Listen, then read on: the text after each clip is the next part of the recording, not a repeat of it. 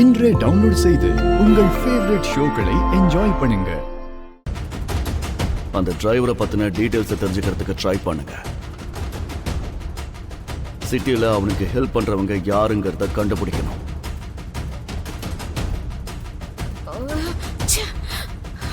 அவன் கேட்ட பணத்தை அவன் மூஞ்சில எரிஞ்சு அவனை முதல்ல இங்க இருந்து துரத்தணும். அவன் அமர் கையில மாட்டிடக்கூடாது. என் காதல், என் பகை எல்லாம் வெளியே தெரிஞ்சிடும். அப்புறம் அமர் என்ன வெறுத்துருவா. இதெல்லாம் நடக்க கூடாதுன்னா அந்த டிரைவர் அமர் கிட்ட மாட்டக்கூடாது. உடனே அமர் கையால என் கழுத்துல 3 முடிச்சு போட வைக்கணும். காஃபி ஏதாவது குடிக்கிறியாமா? வேண்டாம் சித்தி. சரி.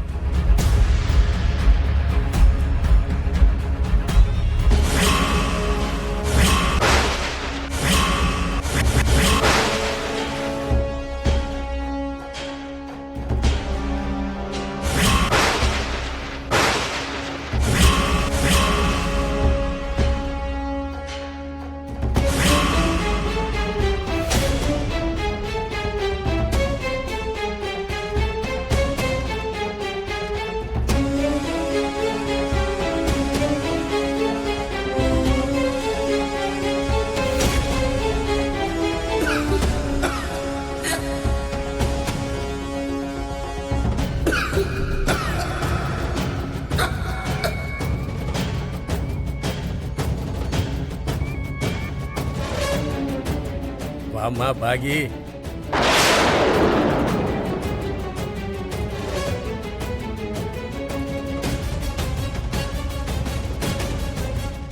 இந்த வாட்ச்மேன் யூனிஃபார்ம் இங்க எதுக்கு இருக்குப்பா?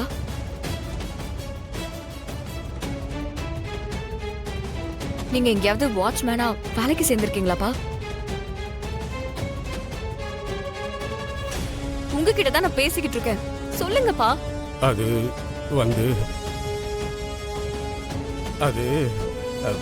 பாகி, அது உங்க அப்பாவோடது இல்ல, இவனோடது.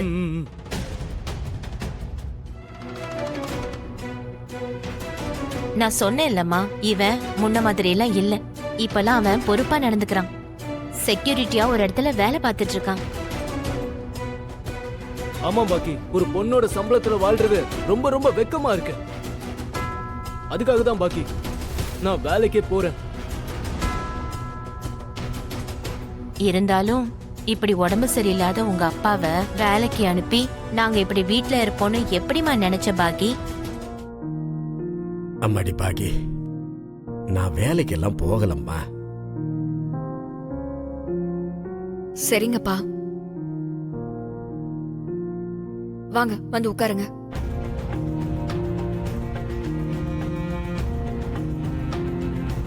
என்கிட்ட ஏதோ பேசணும்னு சொல்லி வர சொன்னீங்களாப்பா?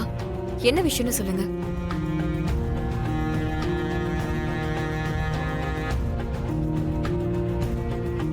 சொல்லுங்க சொல்லுங்கப்பா. அதுமா அது என்னங்க பாகி இப்படி வர சொல்லிட்டு அமைதியா உட்கார்ந்துட்டு இருக்கீங்க? எதுக்காக கூப்பிட்டீங்களோ, என்ன பேசுறதுக்காக கூப்பிட்டீங்கன்னு சொல்லிடுங்க. சொல்லுங்கப்பா, ஏதாவது சொல்றதுக்காக கூப்பிட்டீங்களா? ஒன்றும் இல்லைம்மா, சும்மாதான் உன்னை பார்க்கணும் போல இருந்துச்சு, அதான் கூப்பிட்டேன். உண்மையாவா இல்ல என்கிட்ட ஏதாவது சொல்லணுமா? ஏதாவது இருந்தா சொல்ல போறம்மா, சும்மாதான் உன்னை பார்க்கணும் போல இருந்துச்சு. அப்பா, நீங்க எதுவும் வேலைக்கெல்லாம் போகலல்ல? இல்லம்மா, அப்படிலாம் போகலையே. சரிங்கப்பா, உங்களோட உடம்ப பாத்துக்கோங்க. எது தேவைனாலும் எனக்கு உடனே கால் பண்ணி சொல்லுங்க. அதுக்கு என்னம்மா? சரிங்கப்பா, லேட் ஆகுது, அப்ப நான் கிளம்புறேன். ஜாக்கிரதையா போயிட்டு வாம்மா. சரிங்கப்பா, போயிட்டு வரேன் சித்தி. நான் போயிட்டு வரேன். ஐயோ, சண்டை போடாதீங்கடா. ஐயோ, சண்டை போடாதீங்கடா. ஐயோ, இவன் எப்படி நிறுத்துறது? ஐயோ, என்ன குழந்தை அவ? ஐயோ, விசமா இல்லையே. இப்போ யாராவது ஒருத்தர் வரலன்னா இவங்க இப்படியே சண்டை போட்டுட்டே இருப்பாங்க. இப்ப என்ன பண்றது? கிட்ட சொன்ன வந்து நிறுத்துவாரு.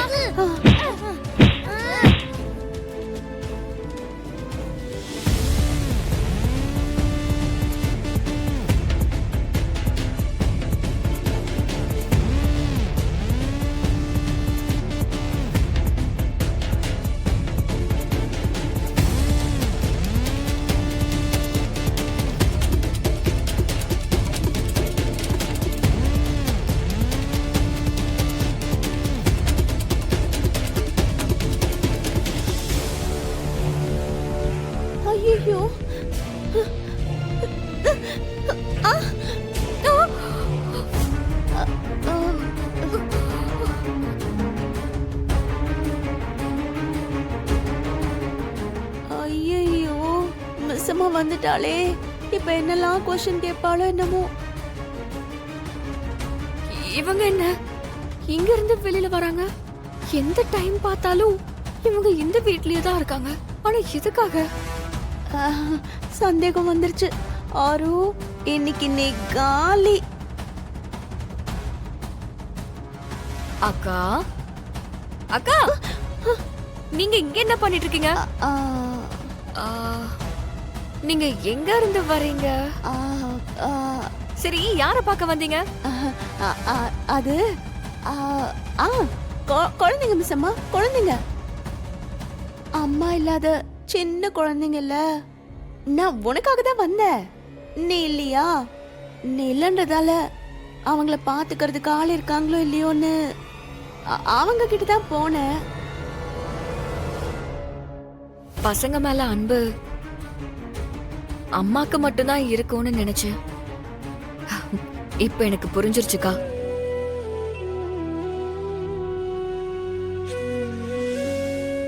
குழந்தைங்க.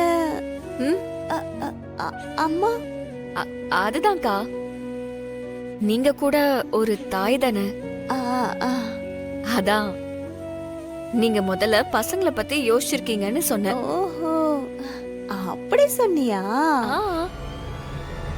ஆ, அது சரி, எதுக்காக நீங்க டென்ஷனா வந்துட்டு இருக்கீங்க? குழந்தைங்கள பாத்துக்கிட்டு இருந்தேன்னா சடனா அவங்க எல்லாரும் சண்டை போட ஆரம்பிச்சிட்டாங்க. நீ சீக்கிரமா போய் சண்டை போடாம பாத்துக்கோ. அடிச்சுக்கிறாங்களா? ஐயோ, இங்க எது கூட்டு வந்த தல? நம்ம மேடம் இருக்காங்கல்ல, அவங்களுக்கு மறந்து போன பயத்தை ஞாபகப்படுத்தணும்டா. உன்ன அந்த மிலிட்டரிக்காரரு கண்ணில் விளக்கண்ணைய வச்சு தேடிட்டு இருந்தா நீ அவர் வீட்டுக்கே வந்து நிக்கிற. இப்படியே ஒளிஞ்சுக்கிட்டே இருந்தா நம்மளால தப்பிக்க முடியாதுடா. கையில பணம் இருந்தாதான் நம்மளால தப்பிக்க முடியும், வெளியே போய் ஹாயா வாழ முடியும்.